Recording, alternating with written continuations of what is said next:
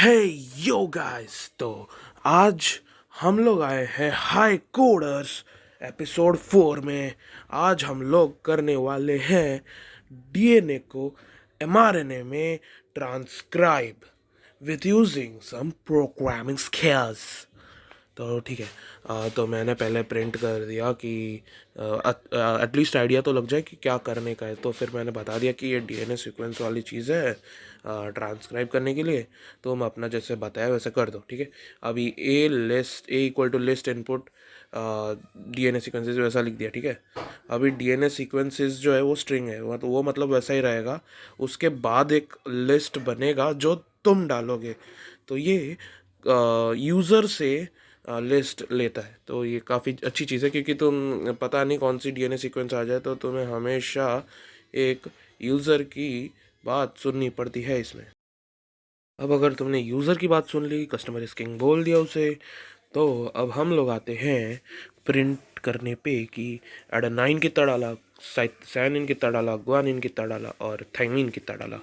तो इसके लिए हम लोग यूज़ करते हैं ए डॉट काउंट, यानी कि हम लोग ए जो लिस्ट है उसको रेफ़र कर रहे हैं डॉट काउंट, यानी काउंट फंक्शन। यानी कि जो एलिमेंट हम लोग इसके ब्रैकेट्स के अंदर डालेंगे काउंट के बाद, उसको वो काउंट करेगा कि वो उस लिस्ट में कितने बार आ रहा है, ठीक है। तो अब उसने काउंट कर दिया एडेनिन ग्वानिन वो सब, और प्रिंट भी करवा दिया हमने उसे। प्रिंट यानी कि आउटपुट देता है वो, जो भी तुमसे कमांड देते हो उसके अंदर ब्रैकेट्स के अंदर, ठीक है।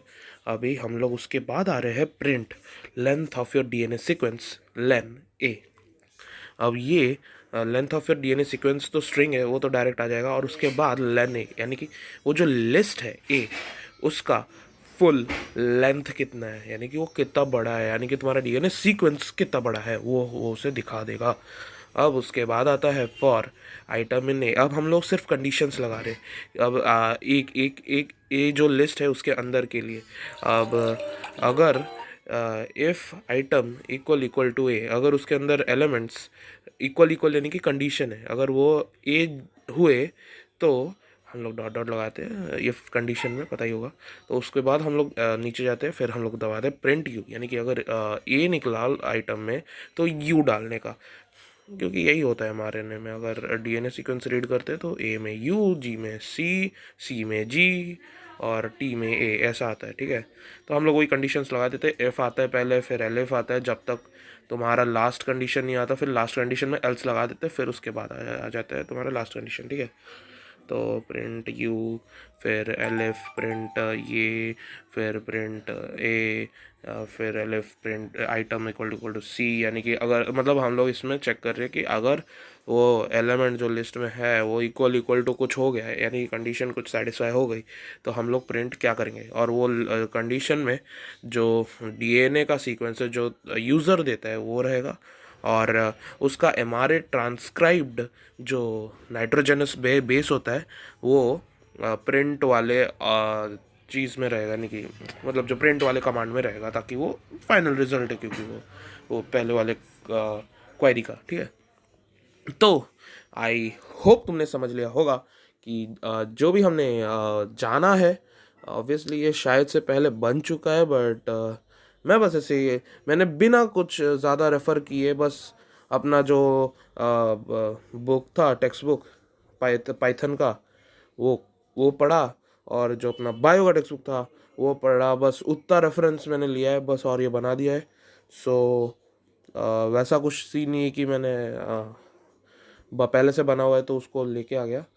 तो ये पूरा मैंने प्रैक्टिस के लिए खुद से बनाया था, ताकि मैं तुम लोग को बता सकूं कि ऐसे भी कुछ चीज़ होती है और ये कैसे होता है, क्या होता है, एंड ऑल दैट, ठीक है। तो हो गया अभी आज के लिए इतना ही। मिलते हैं अगले वीडियो में।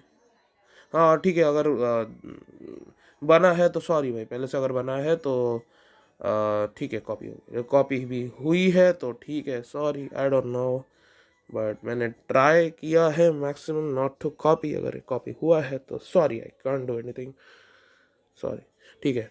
चलो अभी बाय, मिलते हैं एक और नए वीडियो में, और कमेंट्स में बताओ कैसा लगा, और लाइक करो, और हाँ माफ़ कर देना मैं बहुत दिनों बाद आ रहा हूँ, बट क्या कर सकता हूँ यार, टाइम लग जाता है, ठीक है। बाकी चीज़ें, बाकी चैनल्स भी चेकआउट कर लो, और बाकी चैनल्स भी है तो मैं ज़्यादा वैसे भी इधर एक्टिव हो नहीं पा रहा था, सॉरी।